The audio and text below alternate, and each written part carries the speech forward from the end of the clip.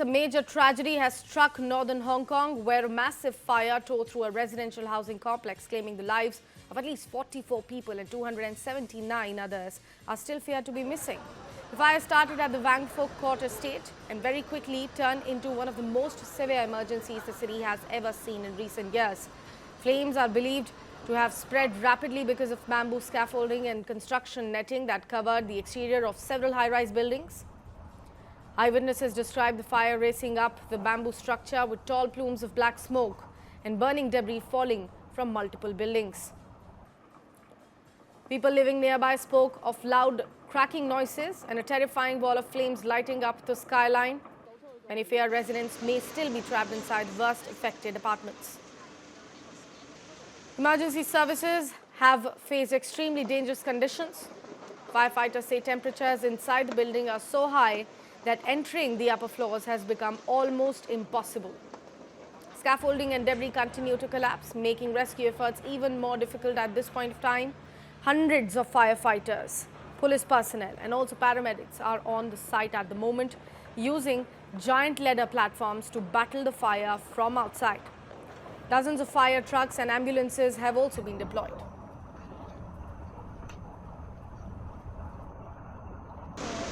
Dozens of people are dead and hundreds still missing in the Hong Kong district of Tai Po after a massive fire across several high-rises on Wednesday. That's according to authorities who said more than 12 hours after the fire began, firefighters were struggling to reach the upper floors of the 36-story blocks due to intense heat. 65-year-old Jason Kong lives in one of them and says he was watching his home burn after police barred him from returning, forcing him to leave his 10-year-old dog behind. One neighbor said he still could not find his wife. Some said they are safe. I know some are still inside the building. Why is there no one saving them?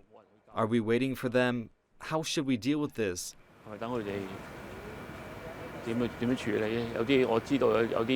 I know someone who has young children and elderly people in their family. I called him and he said he was still trapped inside the building.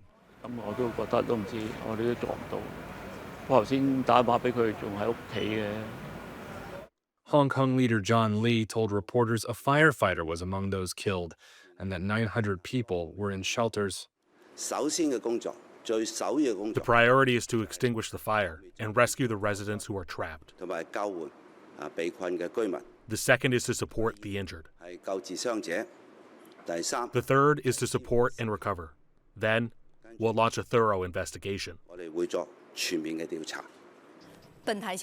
From the mainland, China's President Xi Jinping urged an all-out effort to extinguish the fire and to minimize casualties and losses, according to China's state broadcaster CCTV.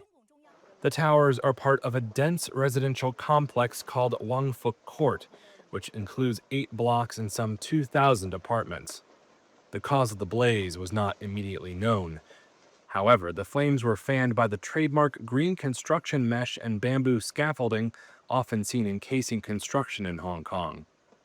The government had begun phasing out bamboo scaffolding in March for safety reasons. Online posts showed that Wang Court had been undergoing renovations for a year. The fire marks Hong Kong's worst since November 1996, when 41 people died in a commercial building in the heart of the city's Kowloon area. That fire was later found to be caused by welding during internal renovations. In a shocking incident, 2 National Guard soldiers were shot on Wednesday near the White House in what officials described as a targeted ambush. The suspect is in custody after suffering gunshot wounds during the attack. President Donald Trump was in Florida at the time of the attack, which prompted the White House to go into lockdown as law enforcement from multiple federal and city agencies swarmed the area. The Guard soldiers were part of a high-visibility patrol around 2:15 p.m., a few blocks from the White House, when the suspect came around a corner and ambushed them, Metropolitan Police Assistant Chief Jeff Carroll said at a press briefing. After an exchange of gunfire, other Guard members were also able to subdue the suspect, he said. The motive for the shooting was not immediately clear, but officials said they believe the shooter acted alone. here to brief you on the tragic events that happened today at approximately 2:15 local time in Washington, D.C., where two of our brave members of the National Guard and the Department of War were brazenly attacked in a horrendous act of violence. They were shot. They're in critical condition. As you can see behind me, we have assembled the full force of both the federal and state and local law enforcement agencies to bring bear all of our resources to make sure we find the perpetrators responsible for this heinous act. And make no mistake, they will be brought to justice. Since this is an assault on a federal law enforcement officer, this will be treated at the federal level as an assault on a federal law enforcement officer. The FBI will lead out on that mission with our interagency partners, to include the Department of Homeland Security, Secret Service, ATF, DEA, and we're thankful for the mayor's assistance in this matter, the Metropolitan Police Department and their skills in investigating homicides and gun shootings in this city is exceptional. We will work together collaboratively because this is a matter of national security, because it's a matter of pride. President Trump has been informed. We've been in contact with the White House. We will shortchange the American public with no resources to make sure we find and safeguard our nation's capital right here in Washington, D.C., and bring anyone responsible for this heinous act of violence to justice. U.S. Secretary of Defense Pete Hegseth announced that President Donald Trump has directed the deployment of 500 additional National Guard troops to Washington, D.C. He called the attack deliberate and said that the shooter shot in a cowardly, dastardly act. A series of very productive meetings, but I want to start by saying after those meetings, myself and my team were notified that 2 National Guardsmen have been shot in Washington, D.C., critically wounded. The shooter shot in a cowardly, dastardly act targeting the best of America, heroes willing to serve in Washington, D.C., serve for people they don't know and they've never met because they love their country and their capital and their community. They were willing to do dangerous things others were not because they love their fellow Americans. Someone decided to turn that into targeting National Guardsmen. That will only stiffen our resolve.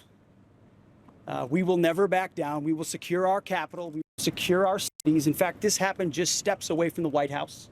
It will not stand. And that's why President Trump has asked me, and I will ask the Secretary of the Army to the National Guard, to add 500 additional troops, National Guardsmen, to Washington, D.C. This will only stiffen our resolve. In a social media post, Donald Trump called the suspected shooter an animal who would pay a very steep price and praised the National Guards. He added that the presidents of the United States and everyone associated with the office of the presidency are with them. Tesla CEO Elon Musk took to X and expressed his deepest condolences to the families of the 2 National Guardsmen who were murdered in cold blood.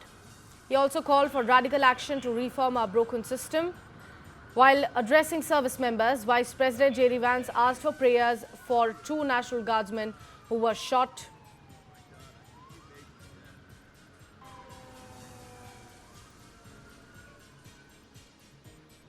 We still don't know the motive. There's a lot that we haven't yet figured out. But what we do know is that a couple of National Guardsmen were injured in the line of duty.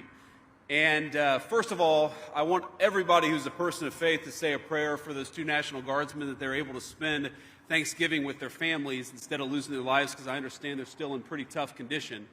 But I think it's a somber reminder that soldiers, whether they're active duty, reserve, or National Guard, our soldiers are the sword and the shield of the United States of America.